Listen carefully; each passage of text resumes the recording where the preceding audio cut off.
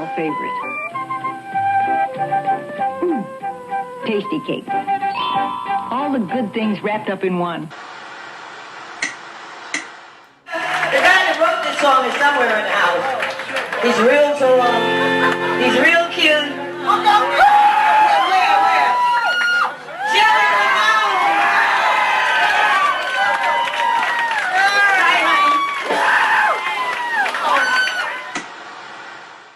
Welcome back to Shaun Spins. This is episode 26, and I'm your host, Shaun, and hope everybody is safe and well out there. I'm hearing that we're very near finding a new host. Who's in the lead? Wow, the Pope. I can imagine you'll get a lot more subscribers. Wow. Can I ask who else is in this to be host? Like, who else are you thinking about? This is an interesting group.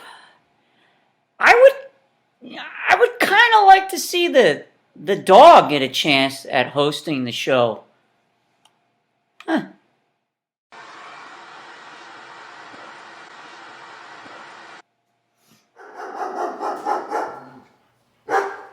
Four out of 4 paws for the Baja Men.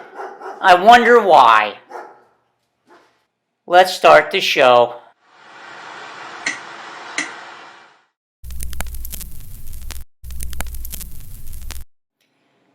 I look forward to the new host. I'll do episode 26. And episode 26 is a great album. The Gits, Frenching the Bully. Wonderful, wonderful album. 1992 release.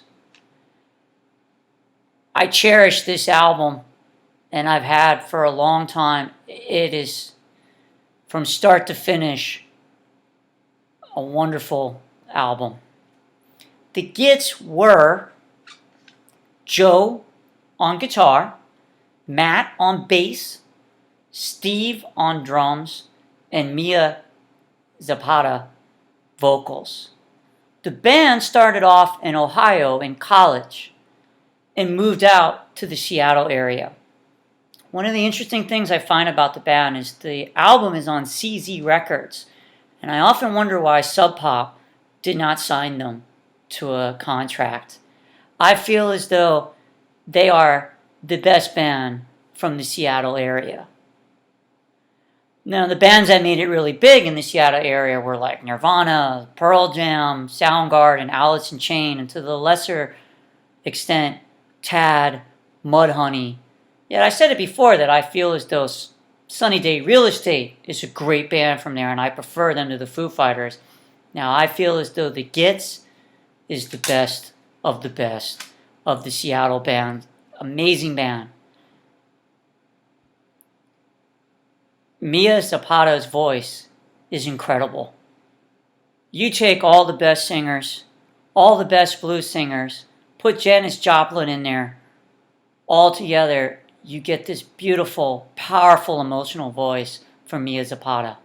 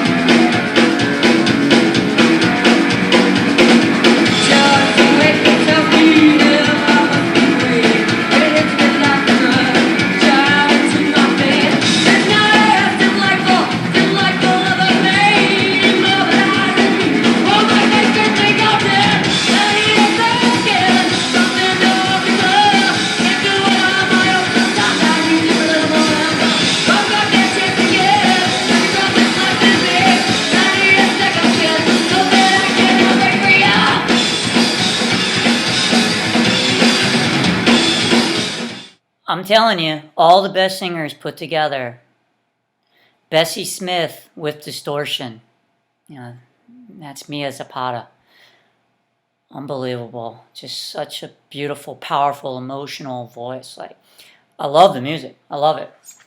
Now, the CD, French and the Bully, is their first release. And I've had it for some time and was not easy to find. You know, this was not an album you'd find in like the mall or, you know, at the Kmart. And that's why I'm kind of surprised that Sub Pop didn't sign them to their label. And yet they should have been signed to a major label. It's such a powerful band. It's a great band. And lately I've been noticing online, they do not have much of their stuff out there. And I heard a couple years ago that L7 felt the same way, that L7 wasn't really in the digital world and a lot of people didn't know who they were. Well, I feel as though the Gits, a lot of people do not know who the Gits are. And they should, and they need to. It's another one of those bands that I feel as though if you're starting to play an instrument or learning how to sing or starting a band, that this should be an album that's given to you. And like, here, start your adventure. Here's the Gits. Every one of the songs on this album is amazing. Just amazing. And one of the interesting things about it is they go together really well. So one ends, the next one starts right away. There's only one part of the album that slows down just for the little bit, and it gives you a little chance to take a break.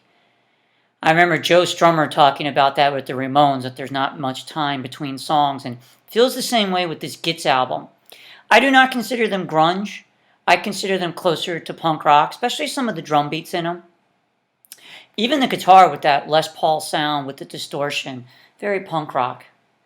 The mix is done very well on the album. Steve Fisk works on the album, which also worked with Nirvana and several other bands. Like I said though, song after song, just like, oh, it gets you. And it's just so powerful. And for me, I love listening to the music. It makes me feel better.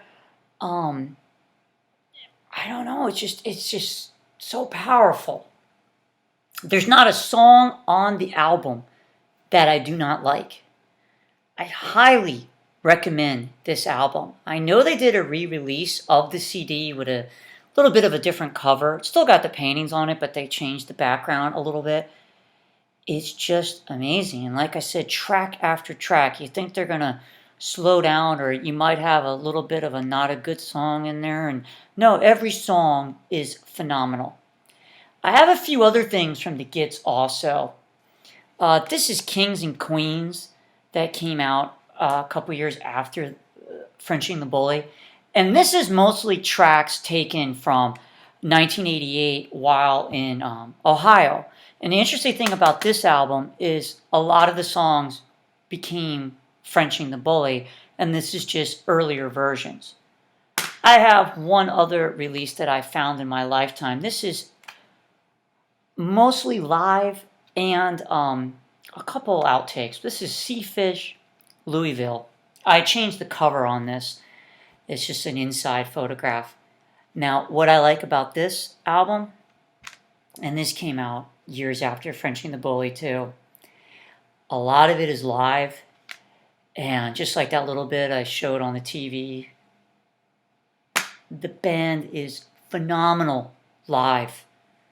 And I can't even imagine if I was a band in Seattle at that time and I was opening up for the Gits, I'd be embarrassed to go on stage afterwards. Like, we have to follow the Gits? I know that band, that's the band that, they're the headliner. I feel like they should have always been the headliner. Now, there's one other album from the Gits I don't have, and not because I don't want it, I've never seen it.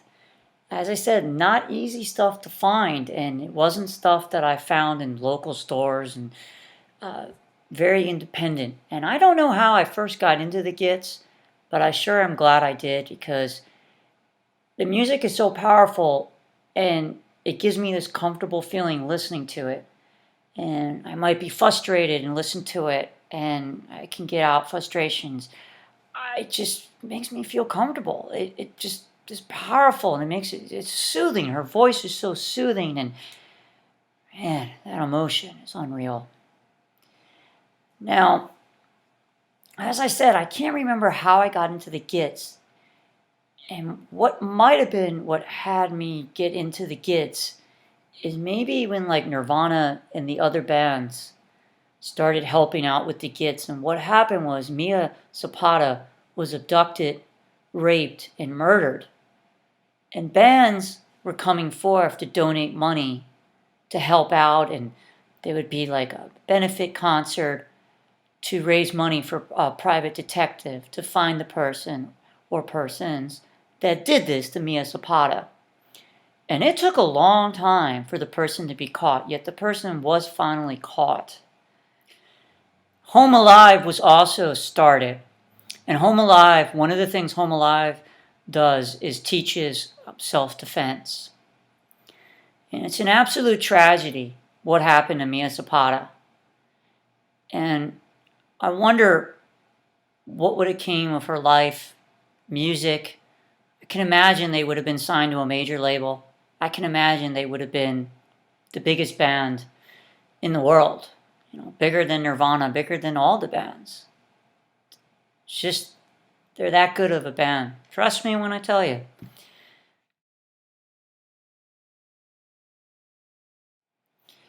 Now, 7 Year Bitch's next album was Viva Zapata, dedicated to Viva Zapata. And this is a great album. It's my favorite 7 Year Bitch album, and also really hard to find. And we should probably do a episode on this if I'm still the host. Frenching the Bully is actually dedicated to Stephanie Sargent, who was a member of 7 Year Bitch, who passed away. And so it's sad that both albums are dedicated to someone. And, I'd heard the bands were very close to each other, and it's just very sad. So my final thoughts on Frenching the Bully. It is probably one of the best albums I own. And as I said, I cherish it. It's put together really great. It doesn't have a slick sound to it. It's not overly produced. Sounds great. The musicians are great. They're a very tight group together. And as we already talked about, Viva Zapata's voice, just amazing. A big reason I wanted to do this video, other than I love the Gits' music, is, as I said earlier, their music is really not out there in the online world. And I want more people to know about the Gits and to experience them and probably say, where has this band been all my life? This band is amazing. I can imagine a lot of people might listen to this band for the first time and think they're new and not realize when it was recorded yet. They are timeless, beautiful, powerful, everything. And I love it. I love it. And probably will my entire life be one of my favorite bands. It's been for many, many years now. And I think the Gits might become one of your favorite bands too, if you give them a chance. So give them a chance. As I said earlier, they did re-release Frenching the Bully with a different cover. And I really do recommend giving it a listen.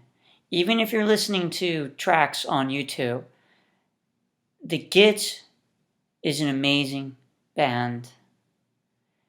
And until next time, I hope everybody is safe and well, and be nice to each other, and take care. Thank you. You've all been very kind and patient. Smile for the cameras. This will be our last one. Y'all have a good night.